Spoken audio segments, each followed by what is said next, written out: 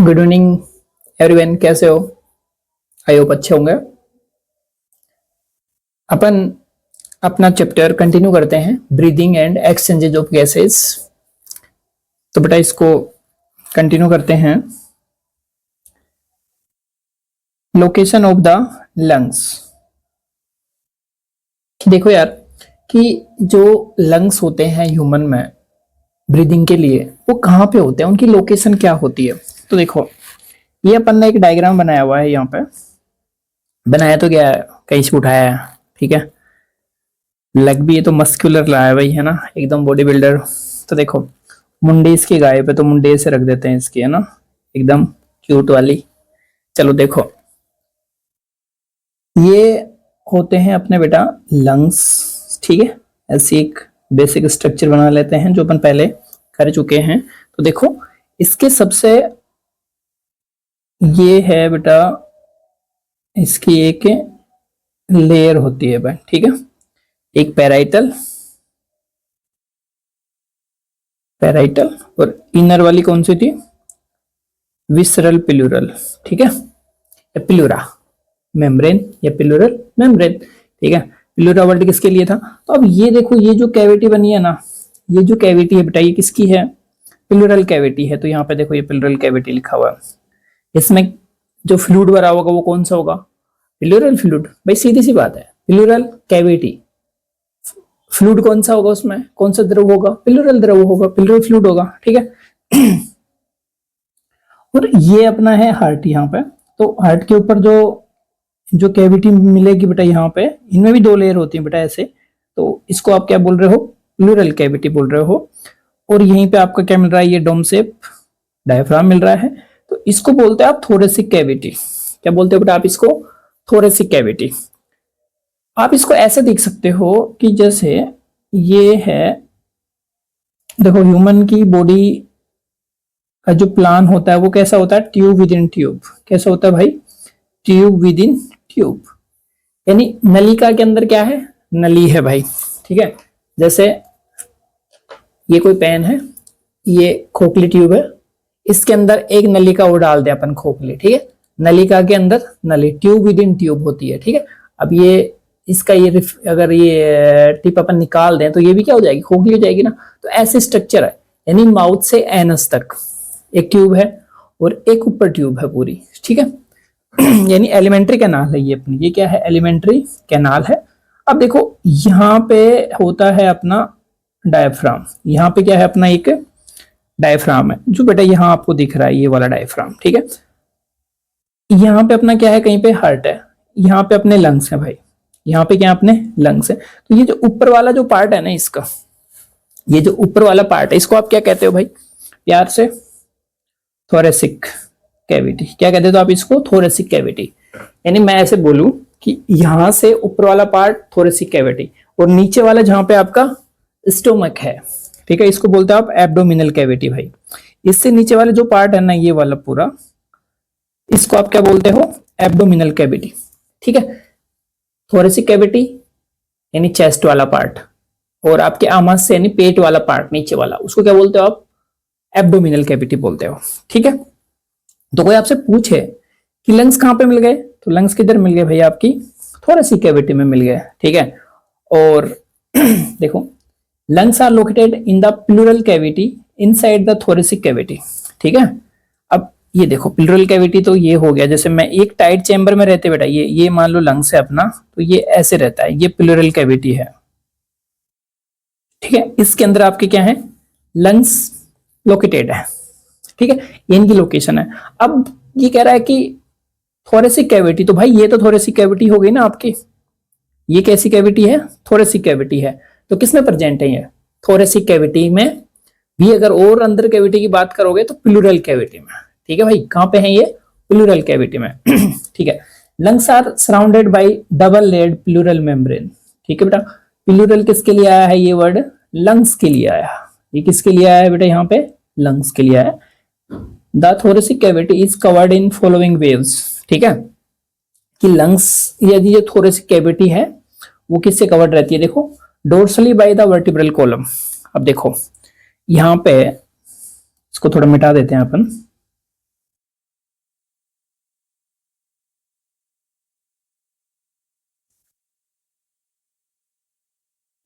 देखो यहाँ पे मीडियस्टिनम होता है, ये थोड़ा विजिबल नहीं है, दूसरा कलर ले लेते हैं, ठीक है।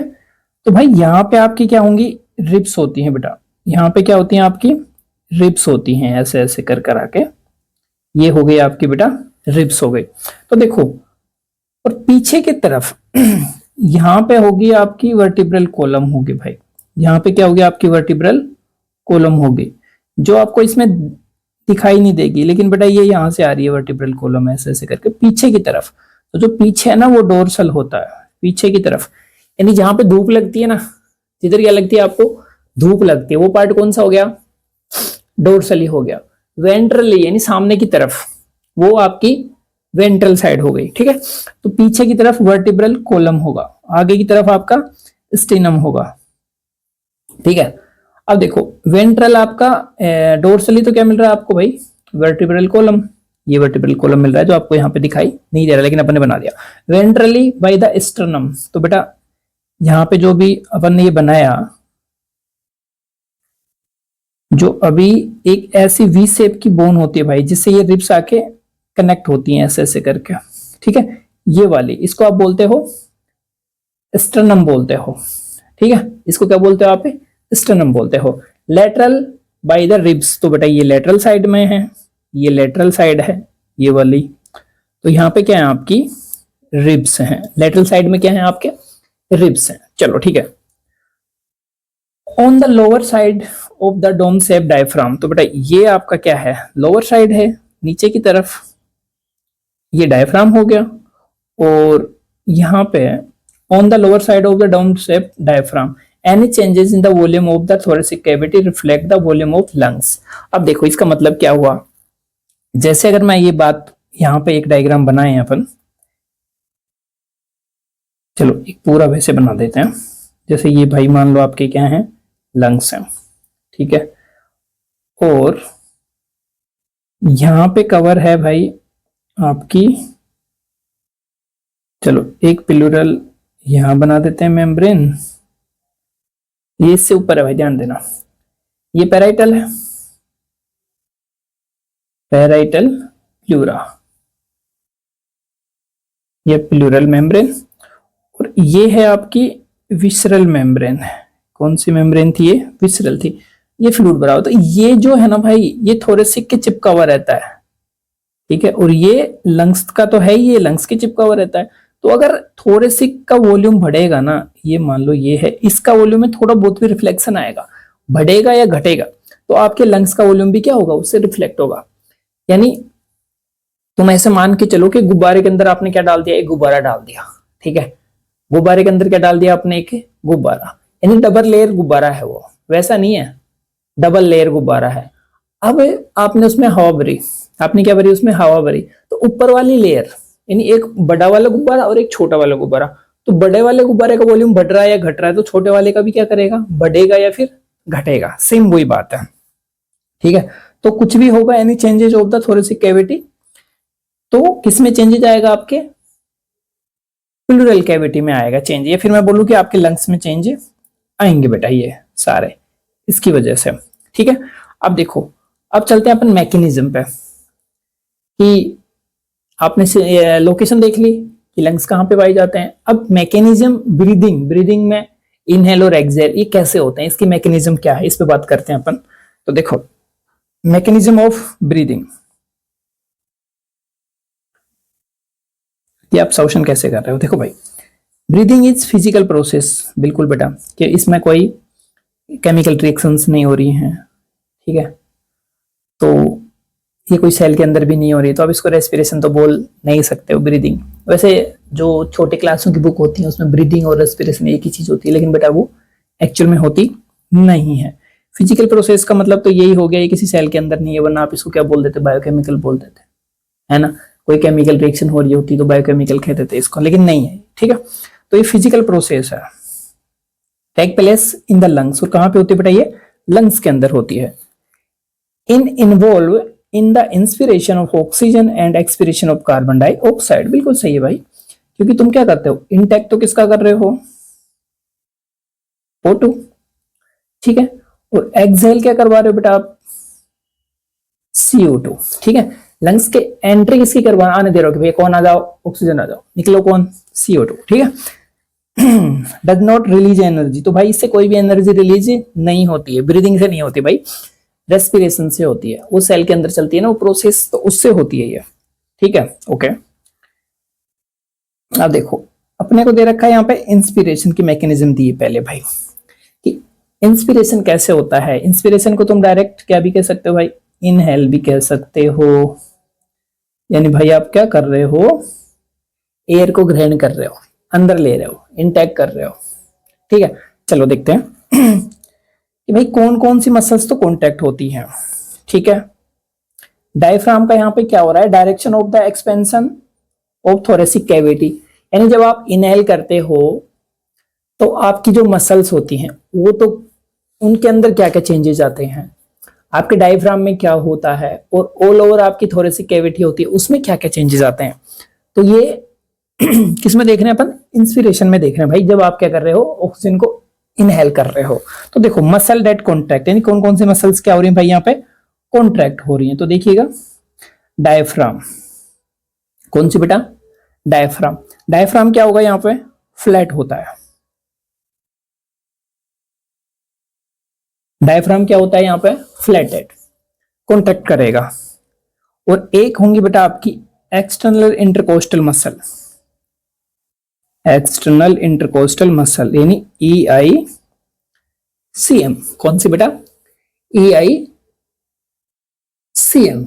चलो देखते हैं कॉन्सिक्वेंस, डायफ्राम पुल डाउन, ठीक है, rib cage expand upward and outward, ठीक है। Direction of expansion of thoracic cavity का क्या होता है, देखो anterior, antero, posterior, up down, यानी बेटा ऐसे direction, dorso ventral, front back direction. भाई देखो ये लैंग्वेज आपको थोड़ी सी कैसे लग रही होगी, पता नहीं क्या कहना चाह रहा है इसमें, ठीक है। लेकिन आप एक चीज देखो, आपको इनहेल करना है, ठीक है, यानी आपको गैस को क्या लेना है भाई, ऑक्सीजन को अंदर लेना है। तो देखो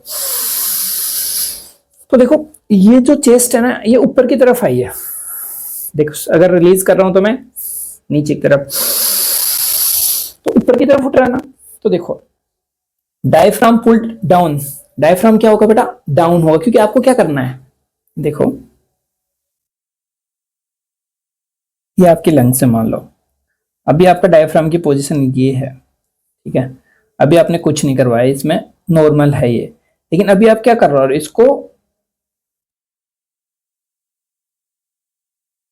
इसको क्या करा रहे हो आप,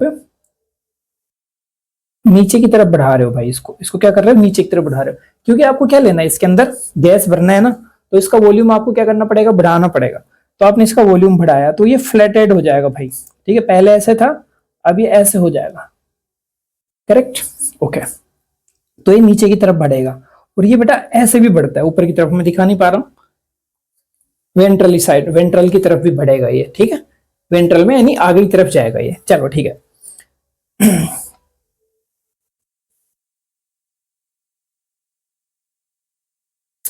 अब यहां पे नेक्स्ट देखो कि आप क्या करवा रहे हो, इंस्पिरेशन करवा रहे हो, ठीक है।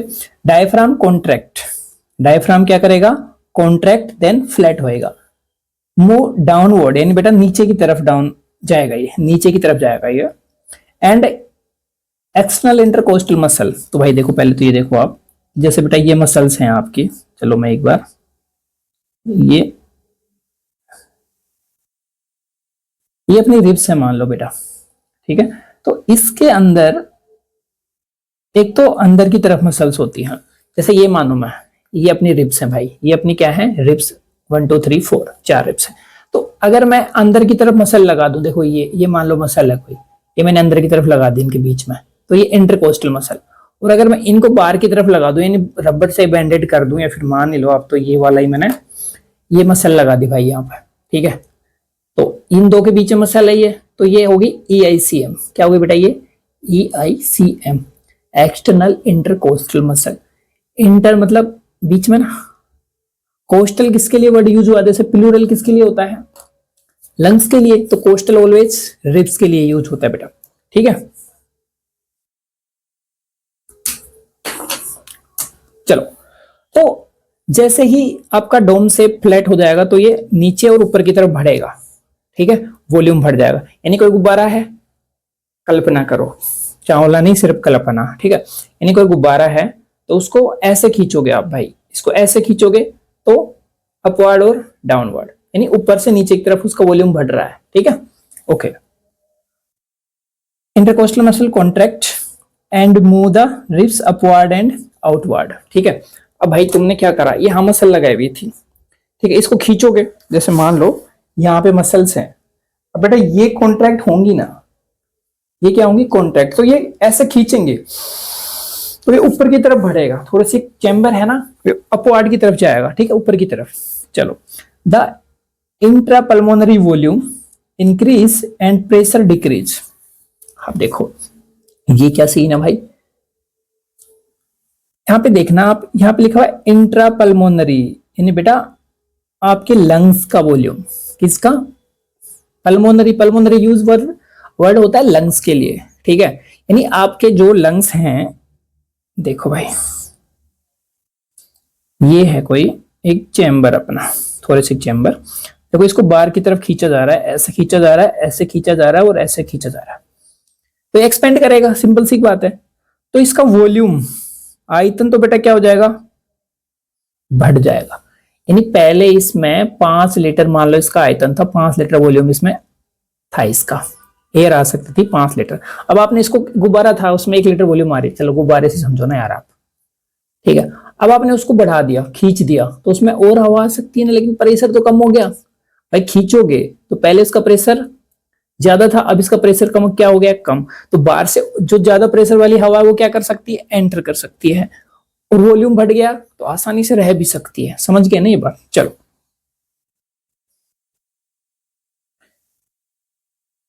तो वॉल्यूम तो क्या हो गया बेटा, बढ़ गया, और प्रेशर क्या हो गया उसका, डिक्रीज हो गया, किसका, लंग्स का। This create low pressure inside lungs. तो भाई अब ये सारा सीन हुआ है तो प्रेशर क्या हो गया, लो हो गया, किसका, लंग्स का। Air move from outside to inside. अब देखो एयर क्या चलती है, high pressure to low pressure, ठीक है भाई। अब आपने क्या करा था, EICM को कांटेक्ट करवा दिया, डायफ्राम को कांटेक्ट करवा दिया। अब आपने वॉल्यूम तो क्या कर दिया, बढ़ा दिया, और प्रेशर फेफड़ों में क्या कर दिया, आपने लंग्स में कम कर दिया। अब भाई बाहर एनवायरनमेंट में ऑक्सीजन का प्रेशर क्या है, ज्यादा, तो बाहर से क्या करेगी, हवा अंदर की तरफ आएगी, ठीक है। तो air move from outside to inside bringing about inhalation, और इसी को तुम क्या कहते हो मेरे भाई, इनहेलेशन कहते हो। अच्छा, अब आपका एक क्वेश्चन है यहाँ पे कि जो आप इनहेल करते हो, ठीक है, एयर करते हो या फिर ऑक्सीजन करते हो। आप जो भी इनहेल करते हो भाई, ब्रीदिंग की एक मैकेनिज्म है, प्रोसेस है, मैकेनिज्म तो क्या बोलूं मैं, प्रोसेस है इनहेल करना। तो इनहेलेशन में आप सिर्फ ऑक्सीजन लेते हो या फिर एयर लेते हो, ठीक है। अगर आपका आंसर ऑक्सीजन है फिर तो मैं क्या बोलूं, ठीक है। अगर आपका आंसर एयर है, ठीक है, अगर आपका आंसर क्या है बेटा, एयर है, तो मेरा नेक्स्ट क्वेश्चन है कि उसमें सबसे ज्यादा गैस कौन सी रहती है, सबसे ज्यादा गैस इन द सेंस, यानी सबसे ज्यादा पार्शियल प्रेशर कौन सी गैस का होगा, ये क्वेश्चन है। आगे जाके मैं बताऊंगा, अभी आप सोचो, ठीक है। तो एयर क्या करेगी, इनसाइड आएगी, इनहेलेशन होगा, इस प्रोसेस को आप क्या बोल रहे हो बेटा, इनहेलेशन। तो ये क्या है, आपका इंस्पिरेशन है, यानी आपने क्या कर लिया, इनहेल कर लिया है, ठीक है। अब सेकंड प्रोसेस अपनी है एक्सपिरेशन, एक्सहेल, ठीक है। यानी एक्सहेल को मतलब क्या हो गया यहाँ पे, रिमूवल ऑफ CO2। अब आपको क्या करना है कि जो भी आपने इकट्ठा कर रखा है उसमें CO2 को क्या करना है, रिमूव करना है। अब ये CO2 ही नहीं होगा उसमें रिमूव, एयर ही होगी बेटा, वो क्या होगी, एयर ही। अब देखो इसमें कौन कौन सी मसल्स इन्वॉल्व होती हैं, तो देखिएगा। अच्छा, एक चीज और है कि जहां पे भी बेटा कॉन्ट्रैक्शन हुआ है, क्या हुआ है यहाँ पे, कॉन्ट्रैक्शन, तो यहाँ पे क्या हुई है बेटा, ATP यूज हुई है, क्या हुई है, ATP यूज। तो ये कैसी प्रोसेस है भाई, एक्टिव प्रोसेस है, ये ध्यान देने की बात है यहाँ पे, कैसी प्रोसेस है ये? एक्टिव। यानी इनहेलेशन क्या है? Active process. क्यों? क्योंकि बेटा डायफ्राम मसल है एक, डायफ्राम क्या है अपने आप में एक मसल है, और आपकी EICM हुई थी कॉन्ट्रैक्ट, तो उनमें भी क्या चाहिए थी? ATP चाहिए थी, एनर्जी यूज हुई है भाई। चलो अब देखो कौन कौन सी मसल इसमें इन्वॉल्व होती हैं। डायफ्राम रिलैक्स करता है, तो बेटा यहाँ पे कुछ ज्यादा सीरियस मैटर नहीं है, क्योंकि रिलैक्स कर रहा है तो ATP यूज नहीं हो रही। एक्सटर्नल इंटरकोस्टल मसल, यानी बेटा आपकी जो EICM थी वो वापस से रिलैक्स हो रही, जो आपने क्या करवाई थी? कॉन्ट्रैक्ट करवाई थी ना, वो क्या क्या हो गई? वापस से रिलैक्स हो गई। ठीक है, कॉन्सिक्वेंस डायफ्राम पुल्ड अप, वापस से वहीं पे आ जाता है। Rib cage come back downward and inward.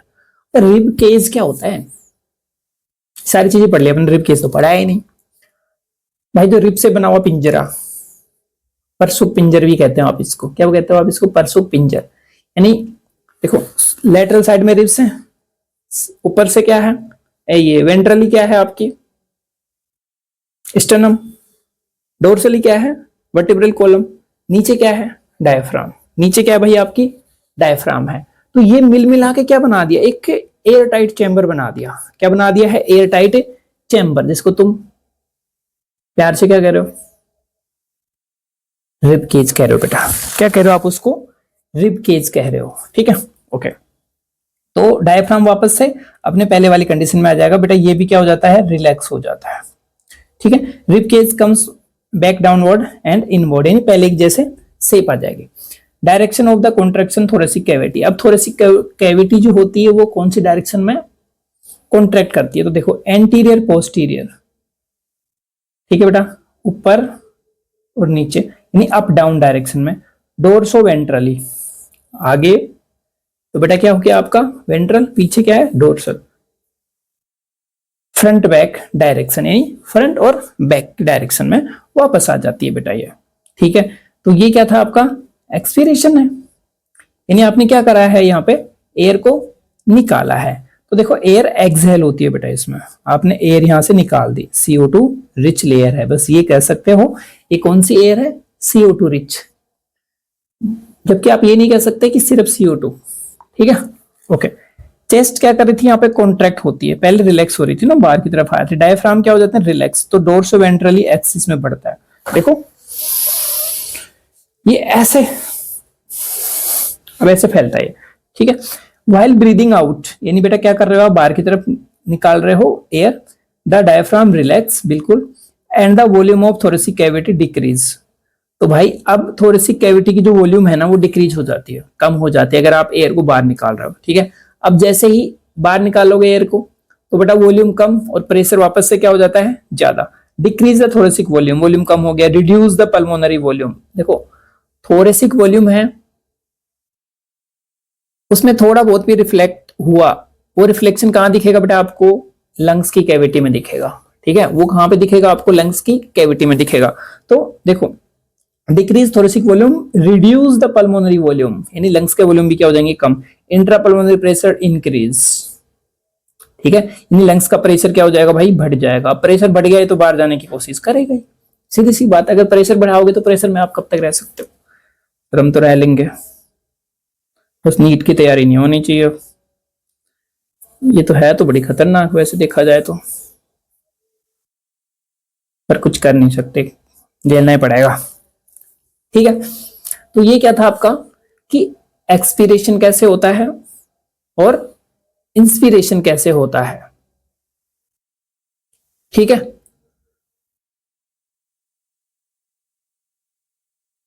अब एक चीज और आती है भाई कि अगर आप इसको थोड़ा सा बैकवर्ड चलते हैं, एक कंडीशन होती है फोर्सफुली ब्रीदिंग।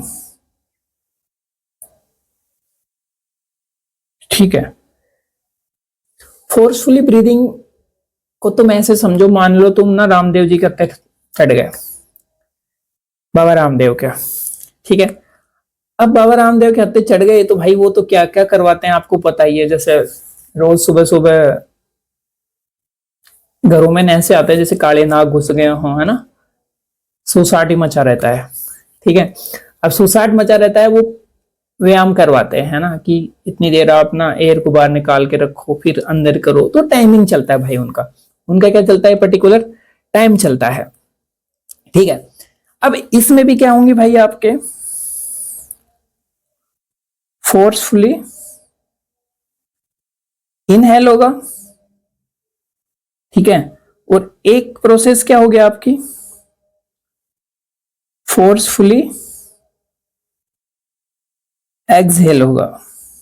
ठीक है, यानी एक में तो आप क्या कर रहे हो, इनटेक कर रहे हो, और एक में आप क्या कर रहे हो बेटा, रिमूवल कर रहे हो। एक में क्या कर रहे हो आप, रिमूवल कर रहे हो, यानी जबरदस्ती कर रहे हो। ठीक है, क्या कर रहे हो आप उसमें, जबरदस्ती। तो देखो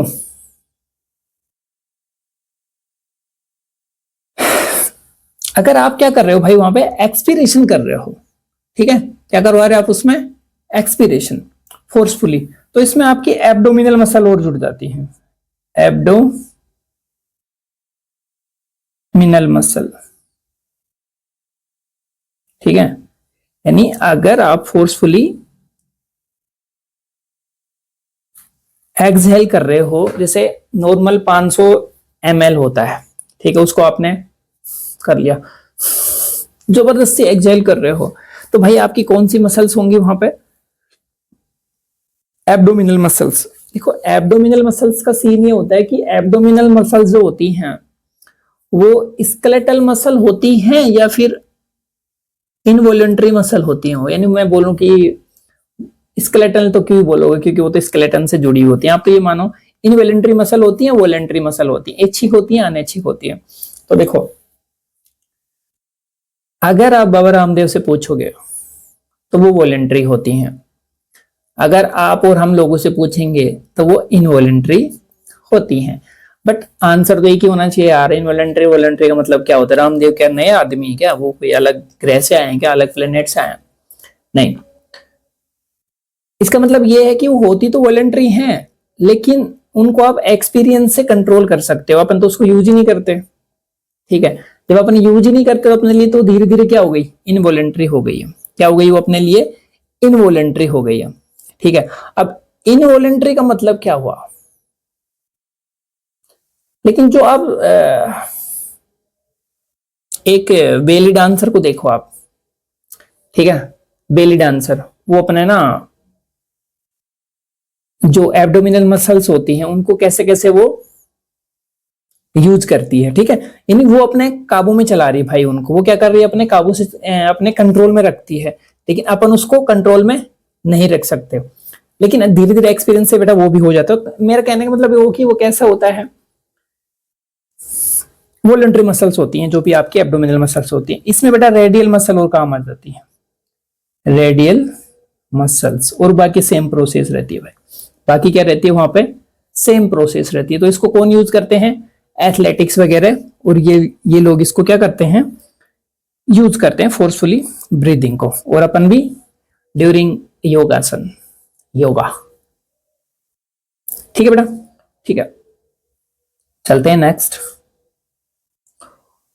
अब देखो लंग्स की कैपेसिटी क्या होती है और वॉल्यूम क्या होता है भाई, किस पे बात करेंगे अपन, लंग्स की कैपेसिटी और वॉल्यूम।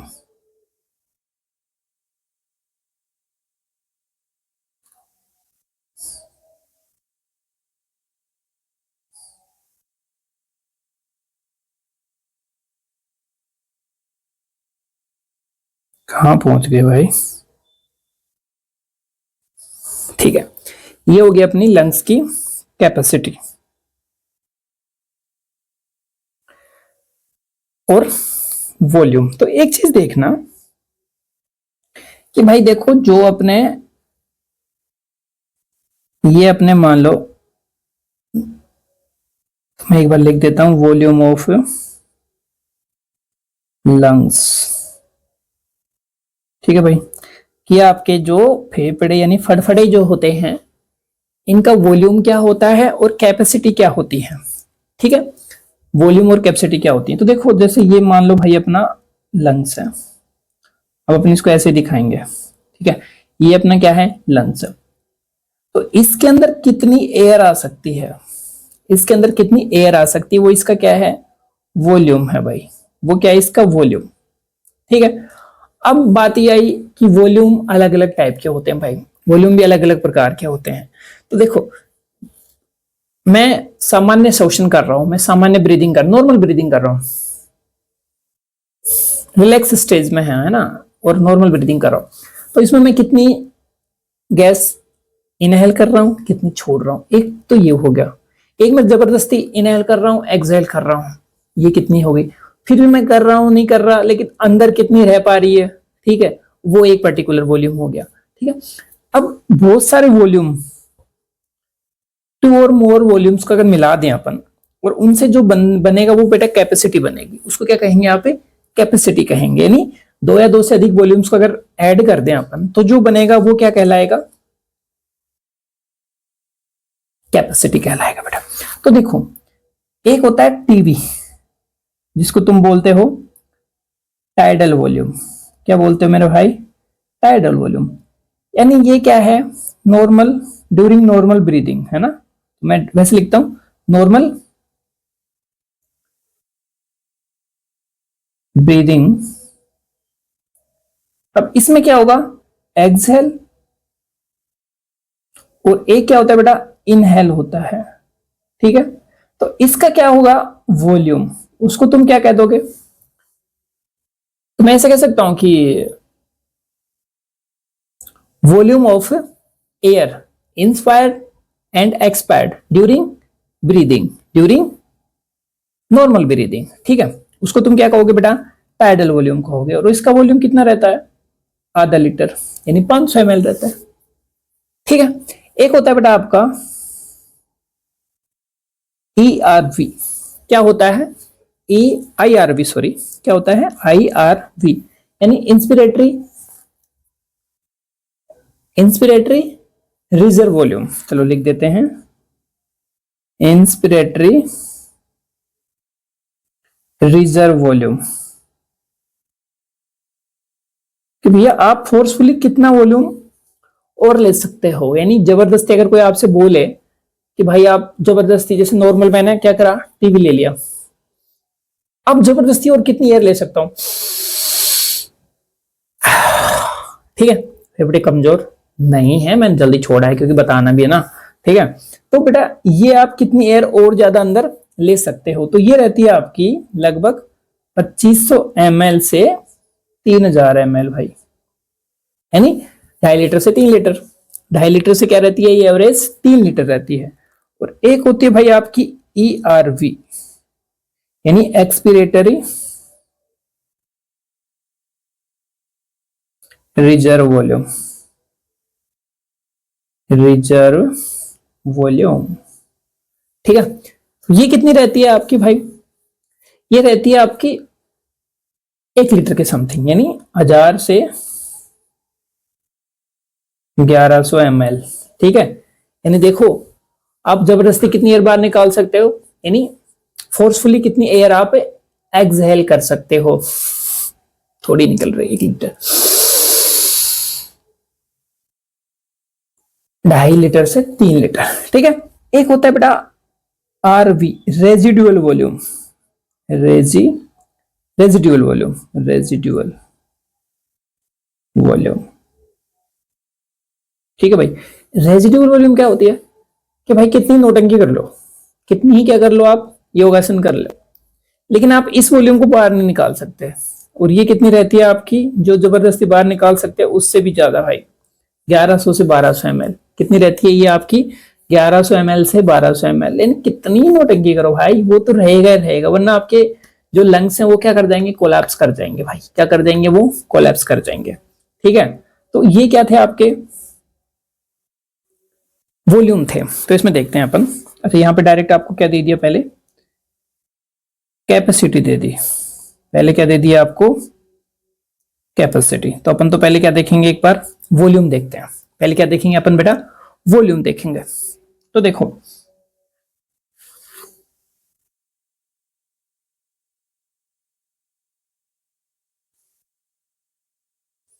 अच्छा वॉल्यूम को तो यहां पे कर दिया गया है गायब।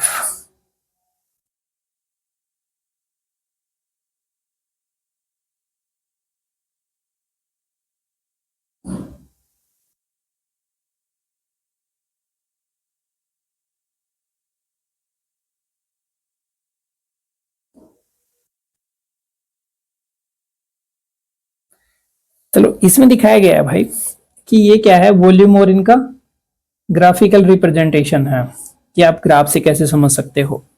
तो देखो वैसे अपने बता भी दिया है वॉल्यूम तो पीछे। तो भाई ये है एक, मान लो आप, ये है एक लंग्स, ऐसे लंग्स की ये कैसे समझेंगे आप देखना। अब देखो अगर मैं बोलूं कि आपने क्या करा है, एक नॉर्मल एक्सहेल और इनहेल करा है भाई, तो एक्सहेल इनहेल कर रहे हो भाई, तो आपका वॉल्यूम का इतना बढ़ जाएगा, ये वॉल्यूम बढ़ेगा। और आप इनहेल कर रहे हो, एक्सहेल करोगे तो वॉल्यूम बढ़ेगा, सॉरी एक्सहेल करोगे तो वॉल्यूम बढ़ेगा, इनहेल कर रहे हो तो आपका प्रेशर बढ़ जाएगा। ठीक है, इतनी सी बात है। तो ये जो है ना भाई, ये वाली ये टीवी है, ये क्या है, टीवी है, समझ गए। ये वॉल्यूम है, वॉल्यूम मतलब कि कितना पहले कितना साइज था, अब ये बढ़ गया तो ये टीवी हो गया। तो देखो टीवी ये है, ये जनरल ही है भाई, ये जनरल क्या है, तो देखो इतना जाके वापस आ जाता है 500 ml। ठीक है, ये जाके क्या आ गया 500 ml, तो ये हो गया टाइडल वॉल्यूम, यानी नॉर्मल एक्सहेल और बेटा इनहेल। ठीक है, एक्सहेल करा और इनहेल करा। अब देखो आपने जबरदस्ती क्या कर लिया, इनहेल किया, आपने जबरदस्ती क्या करा बेटा, इनहेल किया। तो जबरदस्ती करोगे तो आपने बोला ना IRV, तो बेटा ये कितना था 2500 ml से 3000 ml था ये। ठीक है, अब वापस से इसको आपने क्या कर दिया भाई, छोड़ दिया। ठीक, अब आप क्या कर रहे हो, एक्सपीरेटरी कर रहे हो। ठीक है, यानी आप जबरदस्ती क्या कर रहे हो, छोड़ रहे हो। तो छोड़ोगे तो भाई वॉल्यूम तो क्या जाएगा, माइनस में जाएगा ना। तो देखो ये है रिजर्व वॉल्यूम ERV, यानी रेजिडुअल। ERV क्या होगा, तो देखो ERV जो होगा ना वो नीचे की तरफ आएगा, नेगेटिव जाएगा वो तो। ओके, अब इसमें ना कैपेसिटी भी साथ जोड़ दी है बेटा, टोटल क्या जोड़ दी इसमें, कैपेसिटी जोड़ दी है। अब देखो, लेकिन इससे पहले अपने को कैपेसिटी एक बार देखनी पड़ेगी, सीखनी पड़ेगी कैपेसिटी होती क्या है। ठीक है, देखो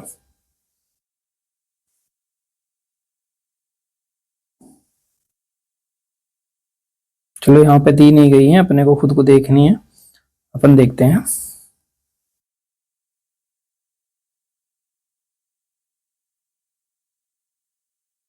यहां पे दिया गया है बेटा, देखो लंग्स की कैपेसिटी,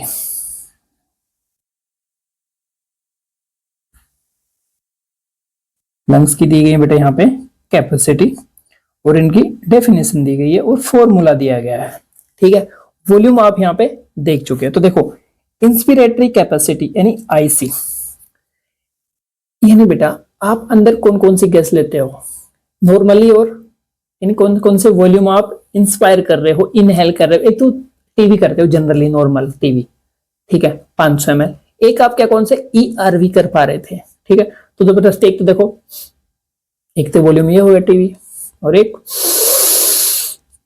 ये वॉल्यूम हो गया, तो दोनों को मिला दो ना, तो एक कैपेसिटी हो गई, आपकी क्षमता हो गई भाई। कि आप देखो अगर आयतनों को मिला देंगे तो वो क्षमता बन जाती है, दो या दो से अधिक आयतन को मिला दो तो वो बेटा क्या बन जाएगी, आपकी कैपेसिटी बन जाएगी, वॉल्यूम को मिला दोगे तो ये क्या होगी आपकी इंस्पिरेटरी कैपेसिटी, यानी इनहेल करने की आपकी टोटल कैपेसिटी हो गई। तो देखो in the maximum volume of air that can be inspired after normal expiration, यानी आपने क्या करा कि जनरली आपने क्या कर दिया, एक्सपिरेशन कर दिया। अब आप कितनी हवा अंदर ले सकते हो, तो भाई आप टीवी ले सकते हो और IRV ले सकते हो। ठीक है, तो बेटा 500, तो बेटा इसको ना इन्होंने क्या करा, कॉमन लिख दिया, लेकिन आप क्या मान के चलेंगे बेटा 500 प्लस 2500 से 3000, तो ये कितना होगा भाई 3000 से 3500 होगा ये। ठीक है, इसको क्या मान के चलेंगे आप, 3000 से 3500 ml। ठीक है, ये मान के चलेंगे।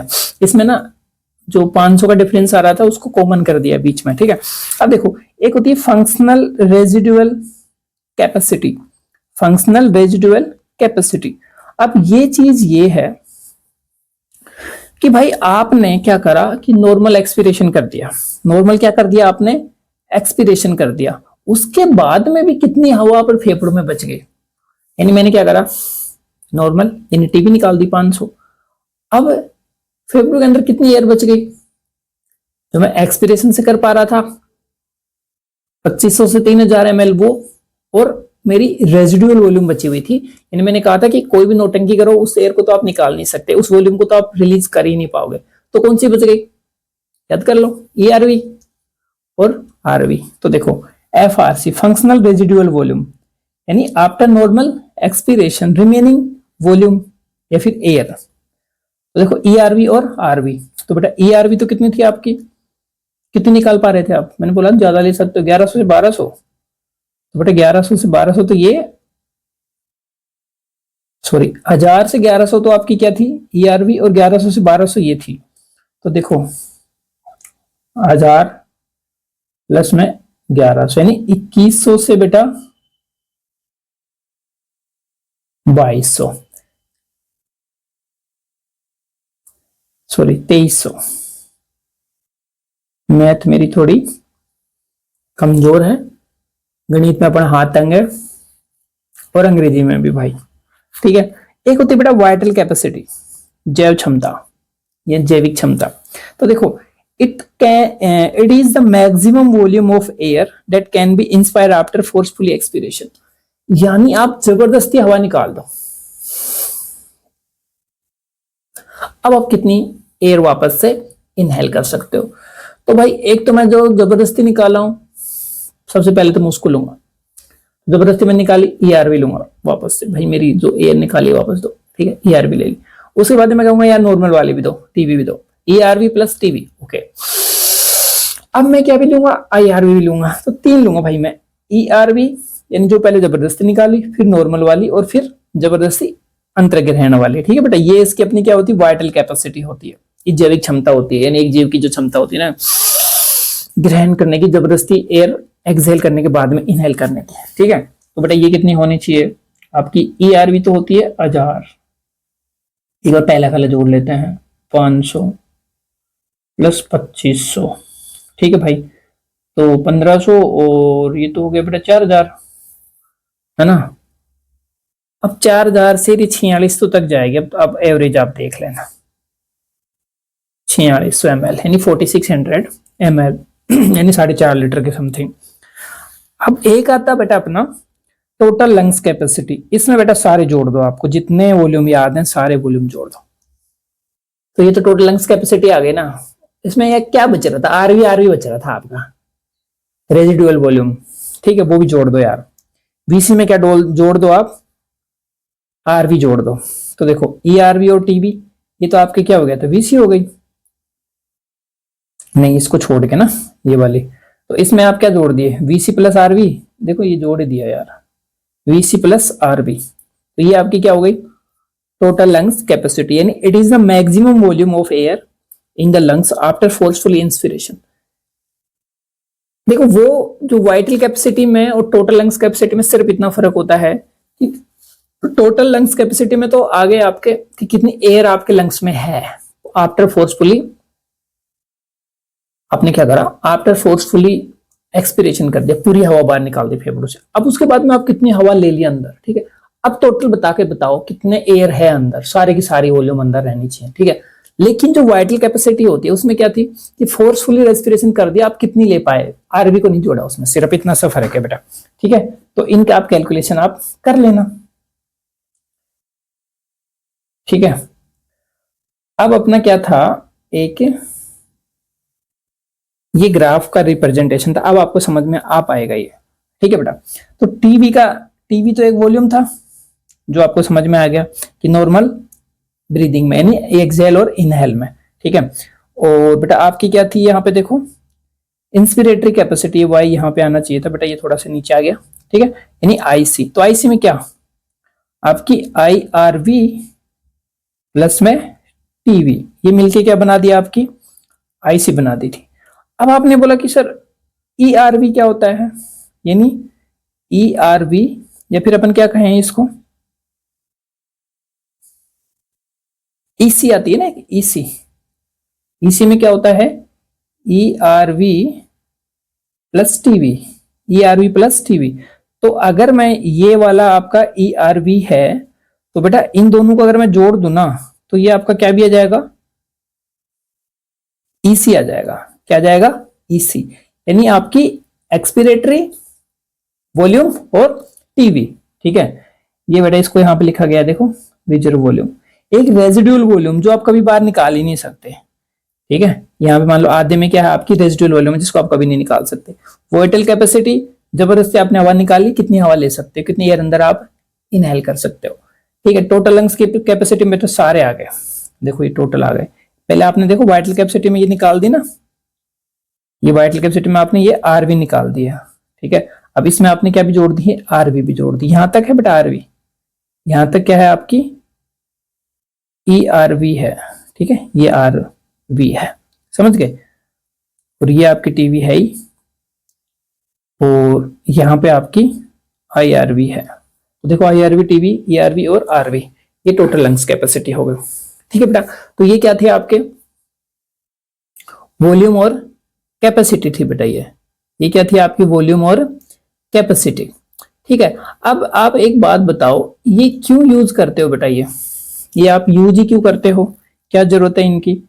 तो बेटा ये अपनी जो लंग्स जो होते हैं उनमें, इनसे अपन क्या याद कर सकते हैं कि लंग्स में कोई अगर एरर है, ठीक है, तो उसका पता लग जाता है इनसे। तो देखो स्पायरोमीटर, क्या बेटा स्पायरोमीटर, ये वाला आपने कभी देखा होगा, एक ऐसा होता है जिससे आप क्या लगा सकते हो, वॉल्यूम ज्ञात कर सकते हो। Some of the these volume and capacity can be measured by instrument known as spirometer. ध्यान देना बेटा, याद रखना, क्वेश्चंस आते हैं। It is useful diagnosis of following disease. तो बेटा ये डिजीज का डायग्नोसिस करने में, पता लगाने में काम आता है। अस्थमा, अस्थमा में क्या होता है, आपकी जो ब्रोंकाइज होती हैं उनमें म्यूकस भर जाता है। ठीक है, तो उसमें श्वास लेने में कठिनाई होती है, तार की ऐसी आवाज आती है। तो ये चीजें उनको पता लग जाता है कि भाई shorten of breath, assessing the effect of contaminated on the lungs infection, यानी भाई कंटामिनेटेड प्रदूषण से आपके जो लंग्स इफेक्ट हुए हैं उनसे, effect of medication, evaluating progress for disease treatment. यानी आप जैसे वॉल्यूम वगैरह इनका पता लगेगा ना कि कम ज्यादा हो रहे हैं या उसमें कुछ एरर आ रहा है, तो आपको सीधा पता लग जाएगा कि लंग्स में क्या हो गई है, कोई ना कोई प्रॉब्लम हो गई, तो आप उसको क्या कर सकते हो, ट्रीट कर सकते हो बेटा। तो लंग्स की कैपेसिटी और वॉल्यूम किससे मापते हैं, स्पायरोमीटर से। किससे मापते हो बेटा आप, स्पायरोमीटर से। तो ये आपको याद करना है। तो चलो आज के लिए बेटा इतना ही, आज के लिए इतना ही, बाकी करते हैं अपन नेक्स्ट लेक्चर में। देखो यार, अगर आपको ये पसंद आया हो लेक्चर और आपके लिए हेल्पफुल रहा हो तो अपने दोस्तों तक जरूर शेयर करना, और चैनल को सब्सक्राइब जरूर करना अगर आप नए हो तो। कभी कभी यार नए चैनलों को भी सब्सक्राइब कर दिया करो। Thank you.